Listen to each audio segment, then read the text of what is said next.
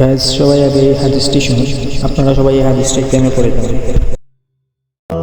বাগদাদের জমিনে বৃষ্টি হচ্ছে না, সবাই হাহাকার করতেছে, কান্নাকাটি করতেছে। ফজর থেকে শুরু করে এশার পর্যন্ত মসজিদের মধ্যে নামাজ পড়তেছে, আল্লাহর কাছে দোয়া করতেছে, কিন্তু কারো দোয়াই কবুল হচ্ছে না। বাগদাদের জমিনে বৃষ্টি হইতেছে না। তো মালিক ইবনে দিনার রাহিমাহুমুল্লাহ এই সমস্ত কর্মকাণ্ড মসজিদের মধ্যে বসে দেখতেছেন।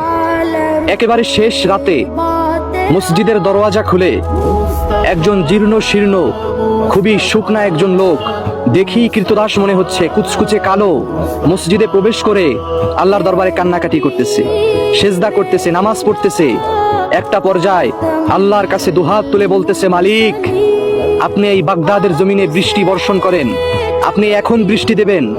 সাথে সাথে বাগদাদের আকাশটা কালো হয়ে গেল, মেঘের গর্জন শুরু হয়ে গেল, তৎক্ষণাৎ বৃষ্টি পড়তে লাগলো।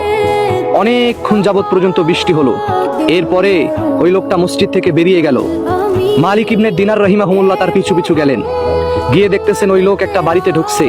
ওই বাড়িটা হচ্ছে কৃতদাসদের বাড়ি, ওখানে কৃতদাসদেরকে বিক্রি করা হয়। এখন ওই লোক গিয়ে তার হুজরাখানার মধ্যে ঘুমিয়ে পড়লেন এবং মালিক ইবনে দিনার রাহিমাহুমুল্লাহ ওই কৃতদাসের যিনি মালিক ছিলেন তার কাছে গেলেন এবং বিক্রি করার কথা বললেন ওই কৃতদাসকে। এখন ওই কৃতদাসের মালিক বলতেছে, একে কিনে কি করবেন, এ তো কোনো কাজেরই না, এর শরীর দেখে বোঝেন না, শরীরে কিচ্ছু নাই, এ কাজ করতে পারে না ঠিক মতো।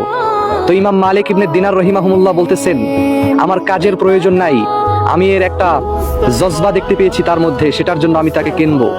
তো ওই লোক মনে মনে চিন্তা করতেছে, যাই হোক, আল্লাহ হয়তো পাঠাইছে, তো বিক্রি করে দিয়েছে।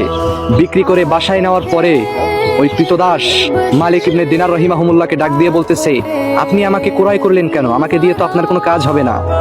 এখন মালিক ইবনে দিনার রাহিমাহুমুল্লাহ বলতেছে, তুমি যে আল্লাহর কাছে দোয়া করলে সাথে সাথে বৃষ্টি হওয়া শুরু করলো, কিভাবে, তোমার মধ্যে কোন আমল রয়েছে?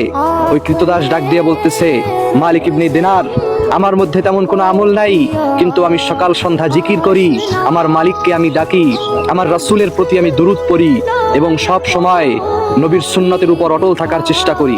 এই জন্যই হয়তোবা আমার দোয়া আল্লাহ কবুল করে নিয়েছেন। আল্লাহু আকবার।